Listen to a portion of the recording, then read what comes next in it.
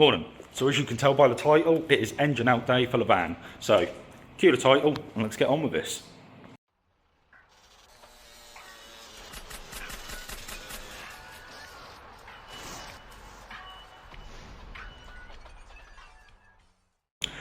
Well, I had a little bit of time on the van just before I went away to a Metallica gig, and as you can see, we've got the front end partially stripped. So we'll quickly go through different bits and pieces, what I had to remove, and some of the troubles I had before we actually start looking at pulling this engine. So there isn't massive amounts of work I've done to get ahead to this point, but there's a couple of things I just want to talk about which I feel are not out of the ordinary for how these Peugeot Partners usually come apart. So we'll start with the first and the major one, the bumper. So bumper's dumped over there at the moment, excuse the sea of trash.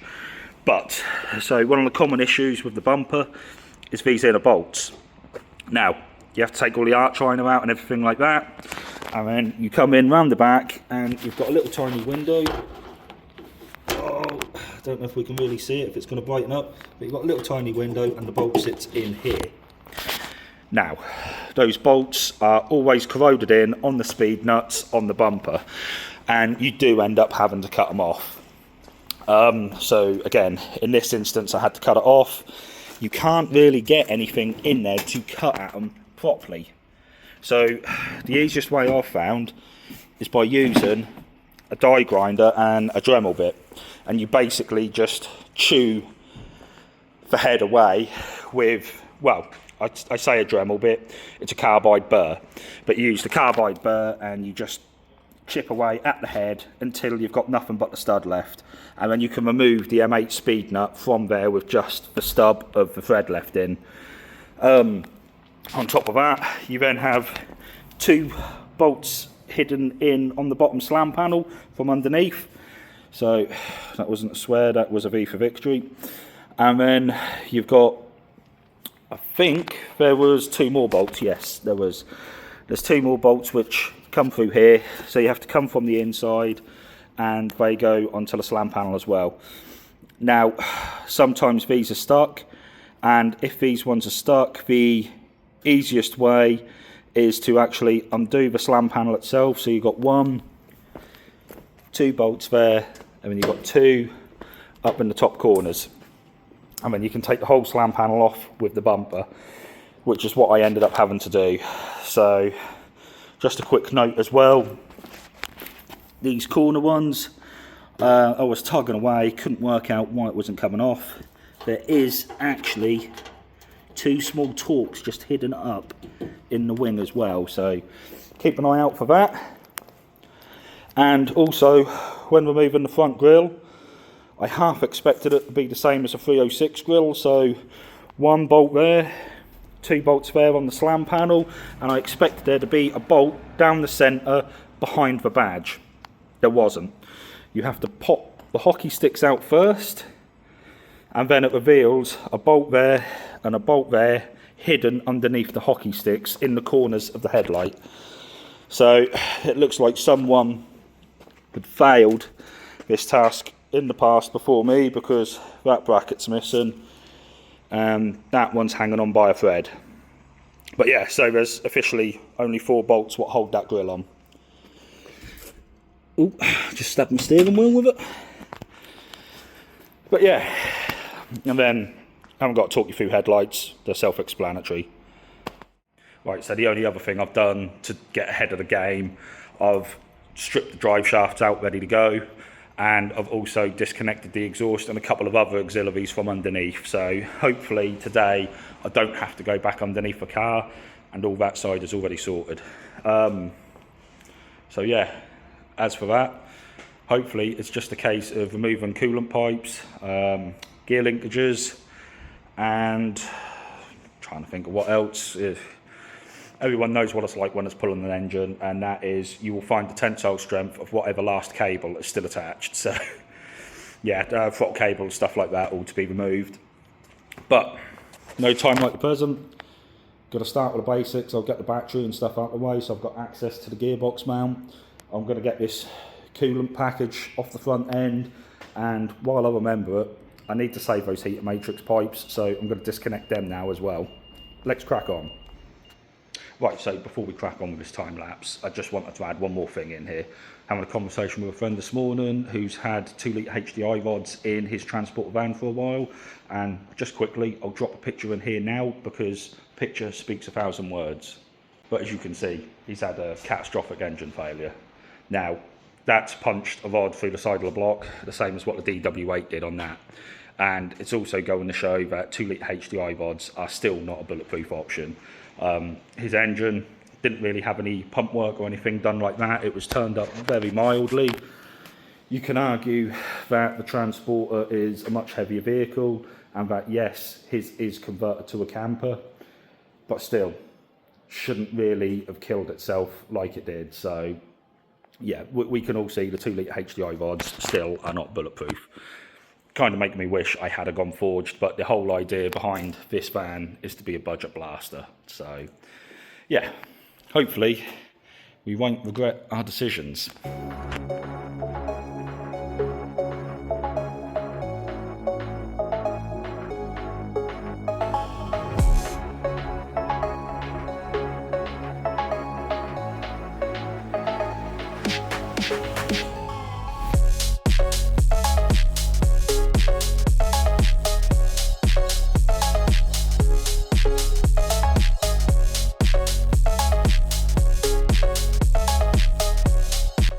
Right, as you can tell, it's pretty bloody hot.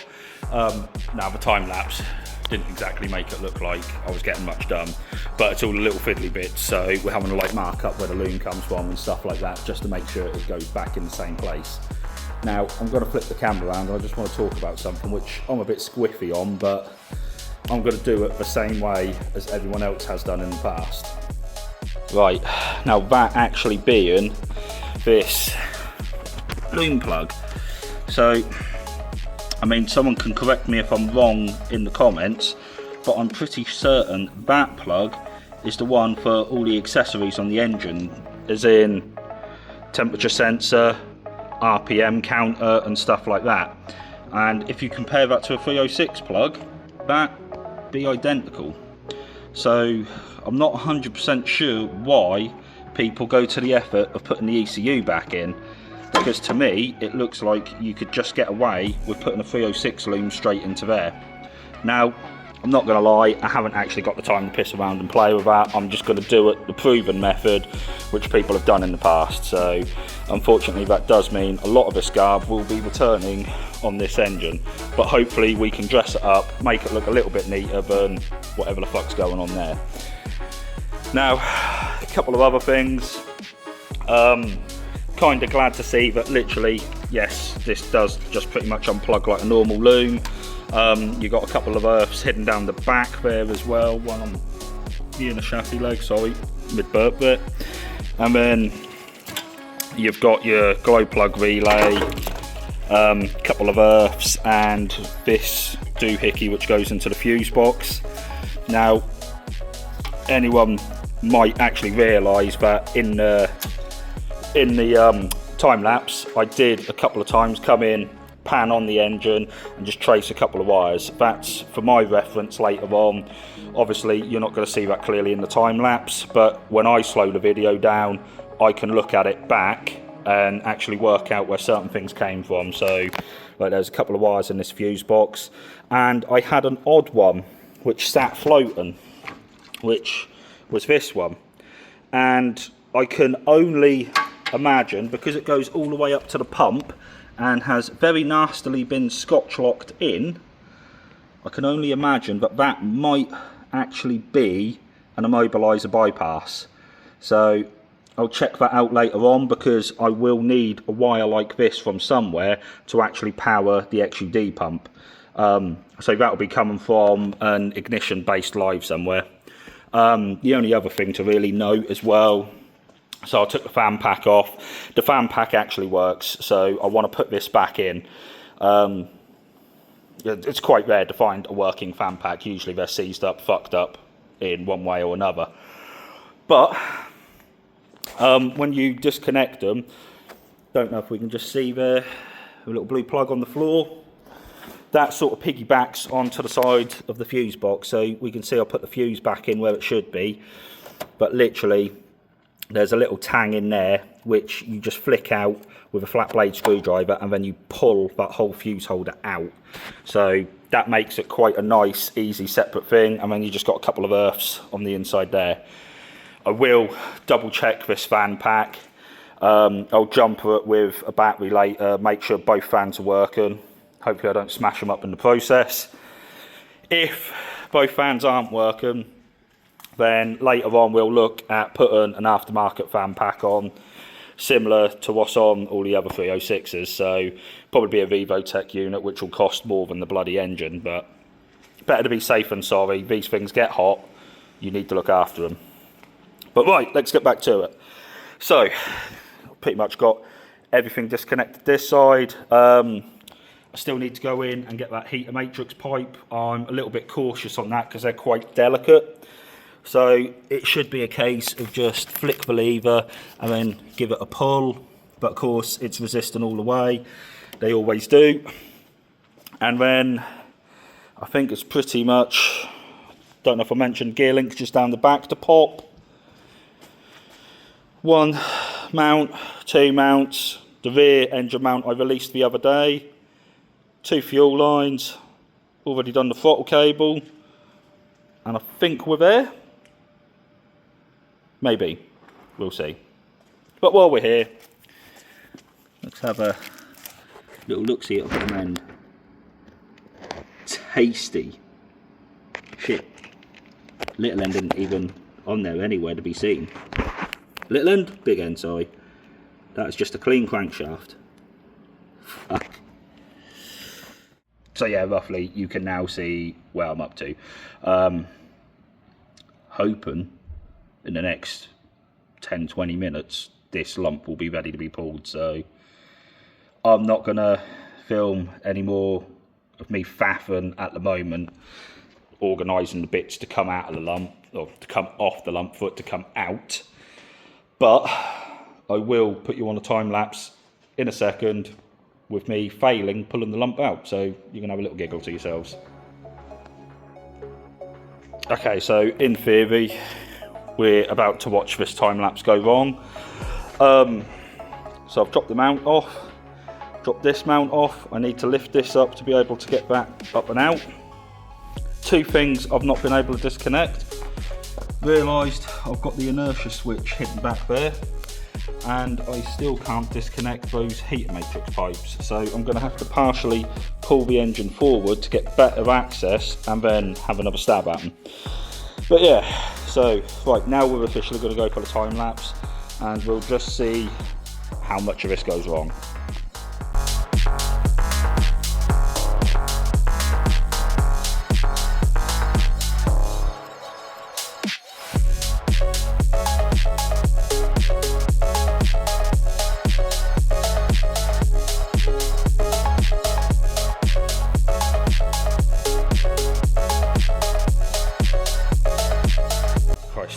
Need to catch my breath after that one.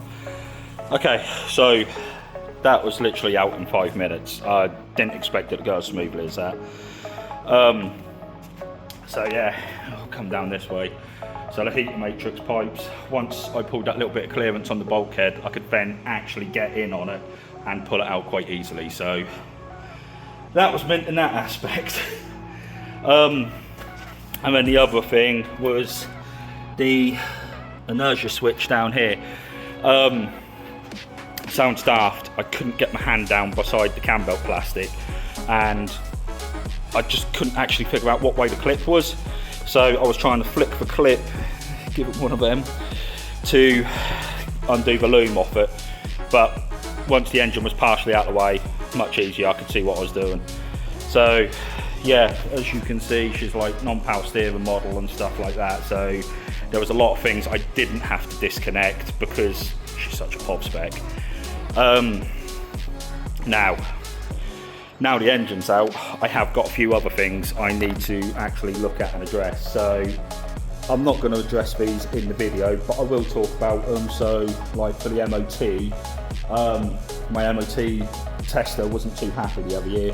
One of the front brake lines was quite corroded. Now, the brake lines, as you can see, are like spaghetti junction going across the bulkhead along there and down the inner wings and stuff. So I've kind of been trying to hold off to replace the brake line until I had the engine out. Prime opportunity, makes life easier. Of course, keeps my MOT tester happy too. Personally, looking at the steel line, it only had a little bit of surface corrosion, but I'm not going to argue with the man. He's the one who keeps my car on the road legal. So going to do that off camera. I'm probably going to pressure wash the engine bay too.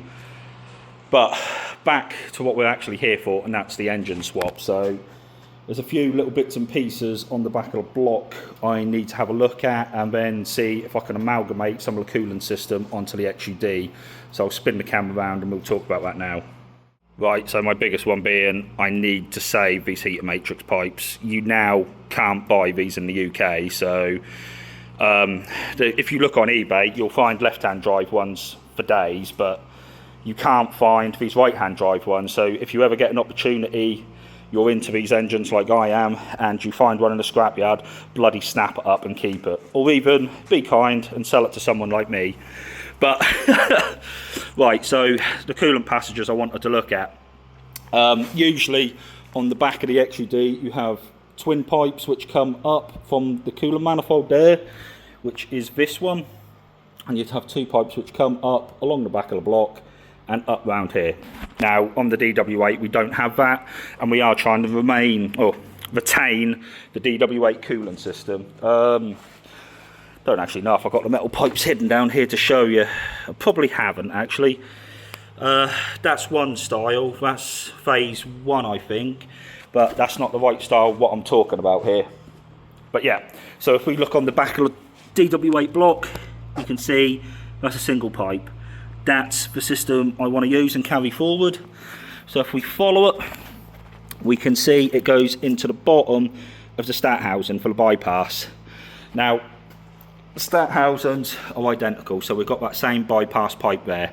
So literally, we're just going to be copying the system, coming straight over and down the back. I did expect to see this coolant manifold block to be a different one, not just to have a blank on it, to be honest, but okay, that's some good news, because it means I've got a nice new one I can put on, and I can put a blank straight on it and it's not going to cause me issues.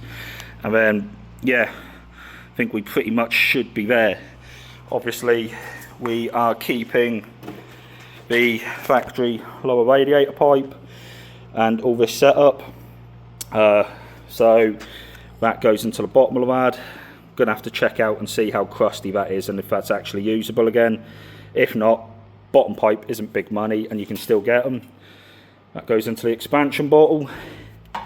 And then, as I've said in a previous episode, so the heat exchanger on, sorry, just wiping sweat there, on a XUD, these traditionally wouldn't have that stat housing, only in the 806s and stuff like that. They would actually feed back into one of the double pipes which would be on the side there. Because we're not using that, we're using the Dw8 806 front stat housing. That will give us our feed for the heat exchanger there, and then we just plumb a return line straight into the radiator, and that's job done. And that's literally as simple as you can make the coolant system for this.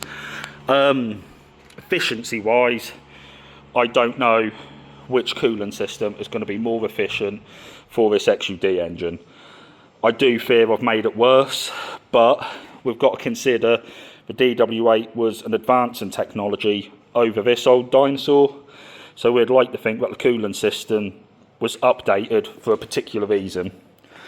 That, and when we actually look at the radiator, it's pretty much bob on with a 306 radiator. I dare say a 306 rad would fit in if I needed it, but again, I like the idea of keeping as many factory elements of the Dw8 van as possible, especially if it does work.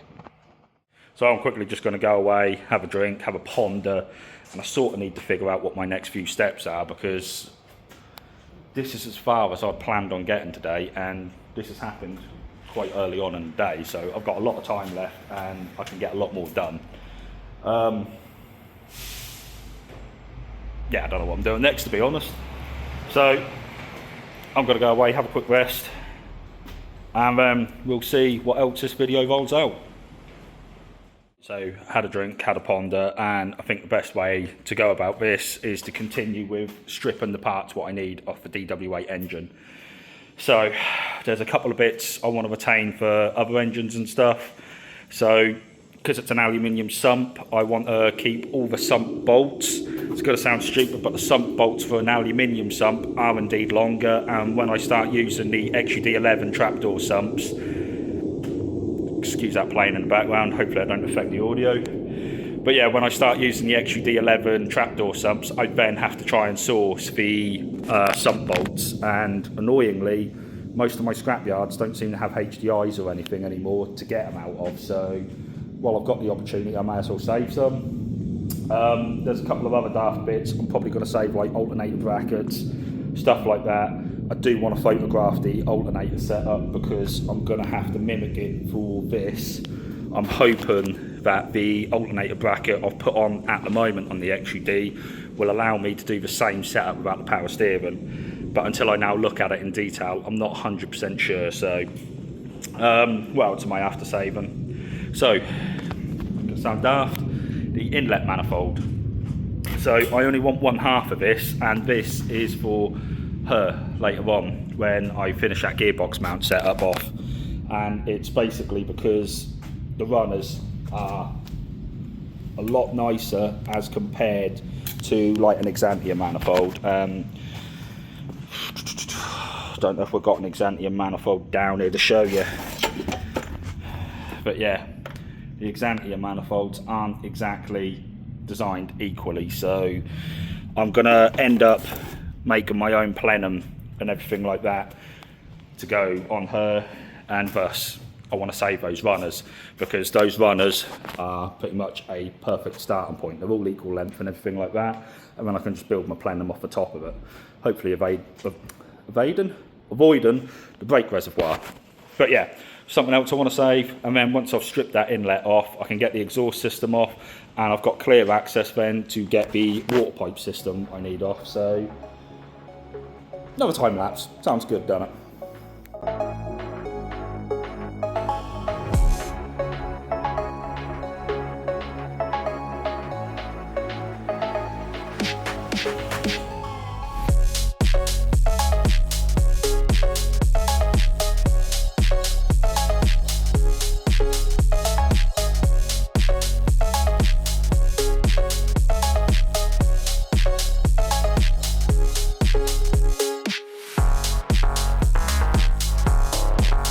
So I've recovered the waterways which I needed off the Dw8 engine and fitted them all up now on the XUD, so we can now start to see the differences. I found the original metal pipe for the XUD, so as you can see that's a twin pipe design, and I did actually have to pinch the end hose. So when I say the end hose, I mean this jobby in here. So the thermostat housings, going from that stat housing to that stat housing, it sounds daft, but this lower pipe is a different diameter. So the XUD one is actually a slightly smaller diameter. I mean, really, coolant flow, it's not going to make any differences, so there's no need for me to panic about changing this over or anything. I mean, when we look at that compared to that, it's about the same diameter, whereas on this one, for some reason, it was fatter. So I've used the original XUD pipe there. Coming around to the back, I did have to reuse the XUD plastic manifold, but there isn't actually a legitimate reason for it. So the Dw8 one is the exact same. The only problem is though, part of the housing was smashed, which I didn't expect to see in all honesty. And when we look on the back of the Dw8, apparently it didn't only punch a hole in the front, but it also punched a hole in the back. So yeah, that is completely dead. But yeah, so we used the original XUD plastic manifold from the back, just give it all a clean up, put the Blanken, it looks like an old top hat, so we put the Blanken top hat on, and yeah, apart from that there's nothing else really changed. Did also, when I can get it off here before the tools, you can see why the guys hate me at the moment, but I did also change over, I think this is the oil level sender to say when you've not got enough oil. I mean, if you get to that point, you're probably in a bad way anyway. But, so the XUD one is on an old style plug, which will not suit the loom anymore because we're going to reuse the Dw8 loom, which means I needed to take the one out the back of the block and just fit it into the XUD. So, just to recap, that's exactly the same as XUD. We'll need to blank one of the feeds off. This is Dw8. This pipe is all the original Dw8. And then we just have to use the couple of hose off the original XUD system. And that is as much of the coolant loop as we need. So apart from that, this whole XUD system now uses the Dw8 coolant system. So hopefully that's more efficient, but it does mean we can retain that factory radiator. Not that one, because that's got a hole in it, but we've got one in the back. So next I need to start getting the turbo and stuff on really. The only downside to putting the turbo on now, hopefully, I'm hoping all the oil pipe's still clear, but looking at the shape and the design, I think they are pretty much identical anyway. No, there is slight differences in the kink, so we might run into issues. Hopefully not. But the other thing is as well, is when we look at that, there's a little bracket just there. It seems pathetic, but it holds the hard line in for the turbo oil feed. So we'll just see how we get on with it. Not really going to know until I start offering it up again. No time like the present. So we've now got the turbo on, and I can confirm that it actually fits with all the Dw8 pipework. So as you can see, that takes a lovely big dart away from the turbo.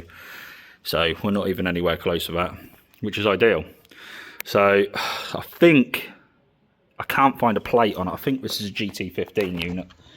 So yeah, it's the exact unit I wanted to run personally. These are known to be absolute cheese. I'm going to run at probably 20 psi. But yeah, that's a nice spoolie boy, what I'd be happy with. So we've got all the oil return plumbed back on. We've got the oil feed in as well, coming up top. We have had to lose that bracket, which would usually stop it from vibrating a little bit, but hopefully we don't get no repercussions from losing that. Apart from that, yeah, the amalgamation of a Dw8 and a turbo lump, so it keeps all the package clean still, and we're actually getting somewhere now. Now, going back to the shell, I've got a fair bit of work to do on this. I'm going to have to pressure wash it out. While I'm in here, I need to look at doing those brake lines, what failed the MOT, though can't really see, well, I say failed the MOT, they got advised.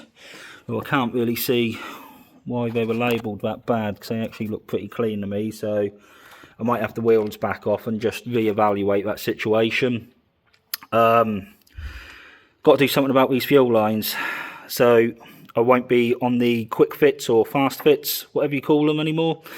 So I do have a return line to the tank, luckily, so it'll be completely fine for the turbo diesel lump. But I think these in here are just like two plastic barbs. So I reckon what I'll do is slice up the side of that plastic barb fit and run a rubber hose up into the priming bulb. Other than that, there ain't really nothing else to go on, because of stuck with a push style clutch, with a push style clutch. The gearbox, which was on the Dw8, is a push style as well. Now I'm hoping, rather than having to dig out my 2 litre HDI box and pillaging the fork out of that I can possibly just use this Dw8 one. But the box looks ever so slightly different. I don't know if there's big differences here or not. I'm not going to know until I get that stripped. And hopefully that also means I did buy a 306 2 litre HDI cable in case, but I might be able to stick with the original Dw8 cable, though looking at that again, it's had one of the plastic lugs broken off. Shouldn't affect its use, so I was driving it like that, so yeah, it's pretty much just tidy all this up and start thinking about getting it back in. I think really most of the lump is pretty much now complete, so to get it back in, the intercooler is going to have to come back off. I think I need to sling the induction pipes over the top, so the induction pipe will start down here, it comes up across, and it would bolt under these 2 points here. So I think I need to get that back in before the engine goes in, and very obviously we need to finish off this clutch and gearbox scenario. Right, so I did start taking a look at the drive shafts as well, but I think I'm going to cover it more in depth in the next episode. So just to quickly touch upon them, long drive shafts, looking at the inner where they fit into the gearbox, both identical. Need to use the Peugeot Partner one because you need a slightly shorter drive shaft. 306 ZX is too long. And then the short shaft, the other side, completely wrong. Partner one will not fit. You need to run the 306 inner cup with the rest of the Peugeot Partner, so that will be one hybrid shaft which has to be made. The other one can just be reused. Mint. That keeps things nice and easy. But yeah, I've got work tomorrow. I need to have a tidy up round here because we've got all this going on. Need to get the van pushed back outside, and that doesn't make for content, does it? So yeah, I'm going to disappear off now, lads. So next time when we're back, we will be looking at hopefully fiddling around with the gearbox, nicking the stuff out of maybe the Dw8 or the 2 litre HDI one hidden back there to hybradize the D-Turbo one for exactly what I need. And then yeah, we'll see where we go from there. It'd be nice that if I've got all the engine bay and everything done, washed out, that we can actually offer the engine in. The only other concern I've got is, again, the forerooms are really vague, but it does make it look like that I might have to clearance the bulkhead to fit the turbo. When I say clearance the bulkhead, I mean this section here, which, looking at it, is actually kind of worrying as well, because that's where all my brake lines are. Maybe I should test fit that before I actually go putting 2 new brake lines in. But yeah, that's a concern for another day. So yeah, that's pretty much coolant system touched off, and we've got an engine out. Fairly productive day, though it probably doesn't seem it in the video. But yeah, that's been normal. Thanks for watching, guys, and I will catch you later. Give us a like and subscribe if you wouldn't mind, and as I always say, if you have any questions, just fire them away in the comment section. Mint, see you later.